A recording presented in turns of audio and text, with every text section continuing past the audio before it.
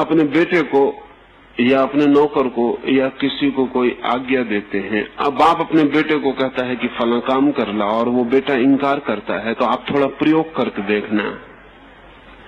अगर आप दोनों आंखों के बीच में अपने ध्यान को केंद्रित करके बेटे को कहें कि फला काम कर ला, तब आप देखना कि 10 में से 9 मौकों पर इनकार करना असंभव हो जाएगा।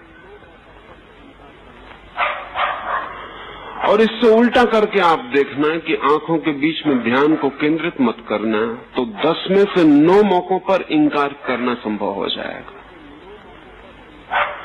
अगर आप अपनी दोनों आंखों के बीच में ध्यान को केंद्रित करके कोई भी बात फेंकें, तो वो साधारण शक्ति की नहीं असाधारण शक्ति लेकर गतिमान हो जाती है।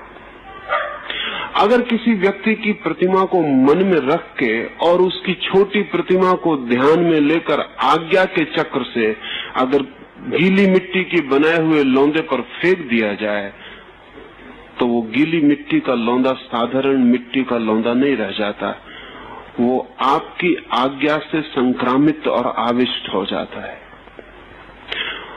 और अगर उस मिट्टी की प्रतिमा के दोनों आंखों के बीच में आप ध्यान करके कोई भी बीमारी का स्मरण कर सकें सिर्फ 1 मिनट, तो वो व्यक्ति उस बीमारी से संक्रामित हो जाएगा। वो कितनी ही दूर हो, इससे कोई सवाल नहीं उठता।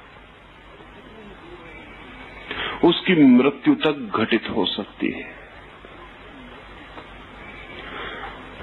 रुडोल्फ ने अपने पूरे जीवन के अध्ययन के बाद ये लिखा है कि ये बात सुनने में हैरानी की लगती थी, लेकिन जब मैंने इसके प्रयोग देखे तो मैं चकित रह गया। वृक्षों की प्रतिमा बना के आदिवासियों ने उसके सामने वृक्षों को